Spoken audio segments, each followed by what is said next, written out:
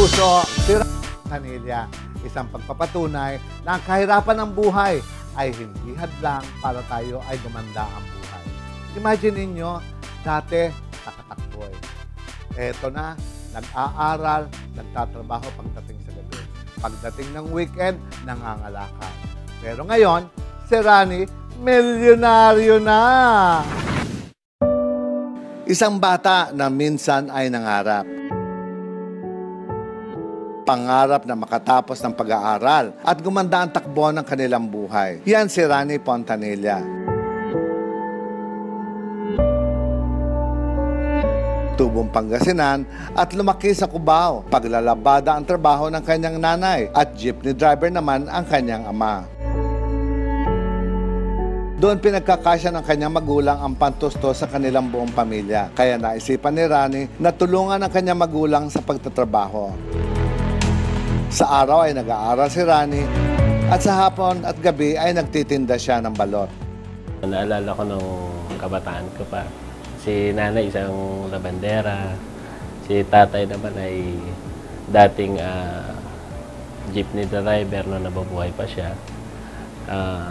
Sa sobrang hirap ng buhay, yung tipong kailangan mong kumayod para makapag-aral ka. Pagkatapos ko mag-aral, nagtitinda ako ng balot sa gabi. Pero hindi pa yun daw yung sapat para sa kanyang pag-aaral. Kaya pinasok niya ang pangangalakal at nagtatakatakboy din siya. Sa tuwing weekends naman, bumibili ako ng bote, dyaryo, nagtutulak ako ng kariton.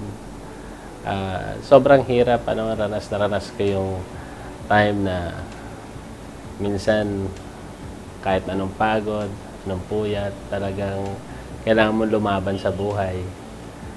Dumating yung point na nung ako'y high school na, nagtakatakboy din naman ako, naranasan ko yan sa Cubao area. So, paikot-ikot ako doon. Until nung mga ilang panahon na ganun pa rin ang ginagawa ko. Dahil sa pagsisikap ni Rani sa ganun trabaho, nakatapos siya ng elementary at high school. Pero hindi pa doon nagtapos ang kanyang pangarap. Gusto niya makatapos ng kolehiyo at maging isang ganap na guro. Namasukan siya bilang isang service crew para makaipon. Pagkatapos ko mag-aaral ay sa kolehiyo naman nakapasok ako. Kapag trabaho ko sa food chain, pinagpatuloy ko yung pag-aaral ko sa college hanggang makatapos ako.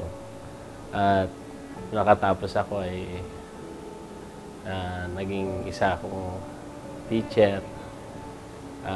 Alam mo, kahit may trabaho na ako, sa umaga teacher ako, sa gabi nasa food chain ako. So yung dalawang trabaho yun talagang you need to work 16 hours. Pero hindi pa rin sapat yung kinikita ko. Kaya naganap ako na isang opportunity na pwedeng magpabago sa buhay. Kasi ginawa ko na lahat. Until nakita ko yung kumpanya ko, napasok ako sa isang network marketing.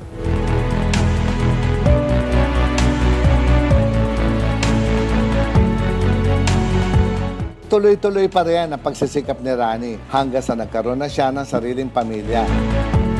Nagkaroon ng negosyo at ang pinakamahalaga sa kanya ay nabibigay niya sa kanyang pinakamamahal na ina ang lahat ng gusto nito. Dahil sa kagustuhan ko umasenso sa buhay, pinilit ko at naaral ko mabuti yung sistema ng negosyo. At ngayon, natutuwa ako dahil even yung nanay ko na pinapangarap ko mapasakay ko sa eroplano. First time nakasakay sa eroplano. First time nakapunta sa isang 5-star hotel sa ibang bansa pa. Naidala ko siya sa Hong Kong, Singapore, Macau. Alam mo yung tipong hindi lang siya, but buong pamilya ko, asawa ko, mga anak ko, pamangking ko, hipag ko. Naidala ko sila doon dahil sa ganitong negosyo.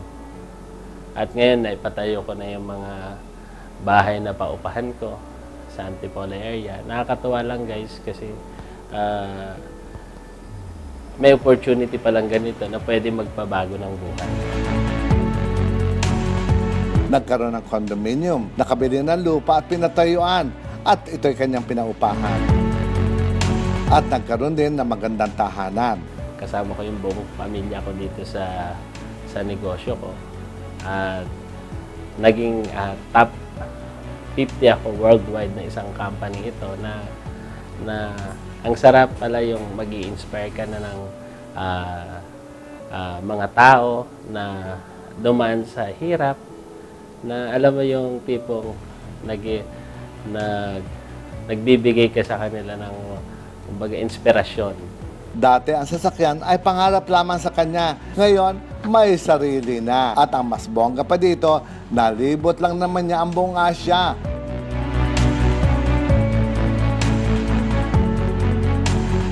Ngayon ay sobra-sobra ang pasasalamat ni Rani sa Panginoon dahil sa mga biyayang ibinahagi sa kanya. Sa pagtsatsaga at sipag, ito ang naging bunga, ginhawa at ganda ng buhay. Natutunan ko sa buhay ko ay, alam mo, wag ka lang hinto mananalig sa kanya, number 1. And lahat ng hinihiling mo, idadaan ka sa process. Kasi ang pagkuha ng tagumpay, hindi ganun kadali. Pero ang sarap pagka nakuha mo na yung tagumpay dahil pinagdaanan mo talaga ng tama, nakaproseso ka talaga. At masasabi ko lang na talagang kung may opportunity darating sa'yo, i-grab mo. Pag i-grab mo ito, mahalin mo.